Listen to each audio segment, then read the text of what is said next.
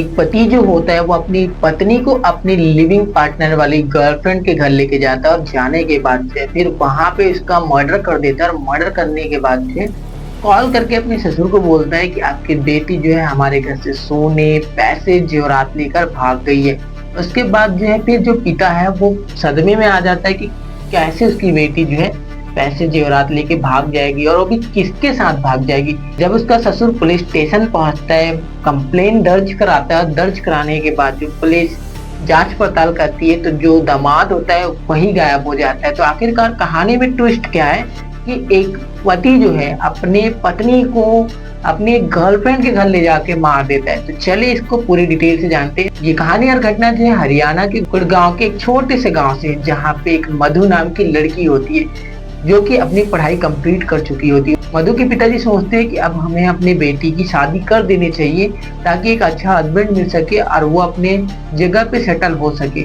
इस तरीके से सोचने के बाद भी मधु के पिताजी जो है वो अपने रिश्तेदारों से बात करते हैं कि कहीं अगर अच्छा लड़का मिले तो बता दीजिए, हम अपनी बेटी की शादी करना चाहते हैं। तभी एक रिश्तेदार बता देते हैं कि गुड़गांव से लगे एक छोटे से गाँव में एक अंकित नाम का लड़का है जो कि अच्छे खानदान से, कमाता तो कुछ नहीं था लेकिन उसके पिताजी के पास बहुत सारे जमीन थे। उसी जमीन में वो खेती कराता था और उसी खेती के पैसे से वो लाइफ गुजारता था। इस तरीके से जो मधु के पिताजी होते हैं वो फोटो देखते हैं, एक्सचेंज होता है, पसंद आ जाता है, लड़का बढ़िया है, कमाने वाला तो नहीं है लेकिन घर संभाल रहा है, बेटी को भी संभाल लेगा। इस तरीके से फिर 18 फरवरी को दोनों की शादी कर दी जाती है बड़ी धूमधाम के साथ। शादी होने के बाद जो है मार्च अप्रैल बढ़िया से गुजरने लगता है। गुजरने के साथ जो है फिर 21 मई को जब अंकित अपने ससुर को कॉल करता है और बोलता है कि आपकी बेटी घर से पैसे जेवरात लेके निकल चुकी है।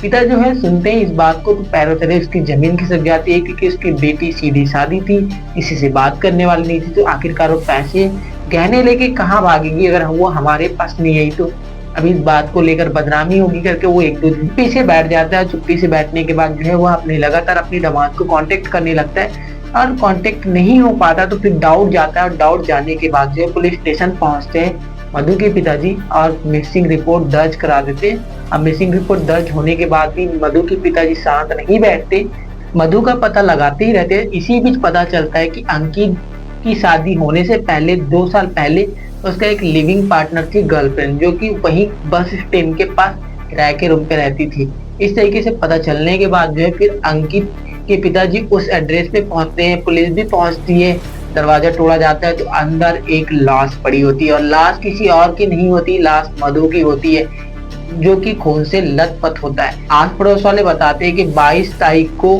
जो है अंकित और उसकी गर्लफ्रेंड दोनों घबराहट के साथ इस रूम से निकलते हैं लॉक करके और उसके बाद उनका कुछ भी पता नहीं है। उसके बाद पुलिस जो है बॉडी को बरामद करती है। बॉडी को बरामद करने के बाद पोस्टमार्टम के लिए भेज दिए गए ताकि पता चल सके कि किस तरीके से उन्होंने हत्या की है। और अभी फिलहाल जो है अंकित और उसकी गर्लफ्रेंड का मोबाइल जो है ऑफ है जिसकी वजह से पुलिस उनको ढूंढ नहीं पा रही है, लेकिन ज्यादा टाइम तक वो टिक भी नहीं पाएंगे। जल्द से जल्द पुलिस उन दोनों को पकड़ लेगी और जो है आगे की कहानी और घटना जब वो पकड़ा जाते तो विस्तार से पता चलेगा। ये कहानी और घटना में मीडिया सूत्रों के हिसाब से पता चला है जो कि बहुत ज्यादा दुखद है कि किस तरीके से 3 महीने पहले एक बाप अपनी बेटी को शादी करके भेजता है और उसी बेटी की आज हत्या हो जाती है। क्या है पूरा मामला, आगे जैसे ही हमें अपडेट मिलता है तो हम आपको अपडेट देते हैं। इस कहानी और घटना के ऊपर आप क्या कहना चाहेंगे कमेंट बॉक्स में बताना ना भूलिएगा। मिलते हैं नेक्स्ट वीडियो में, तब तक के लिए खुद खुश रहिए और अपने फैमिली को भी सुरक्षित और सुरक्षित रखिए।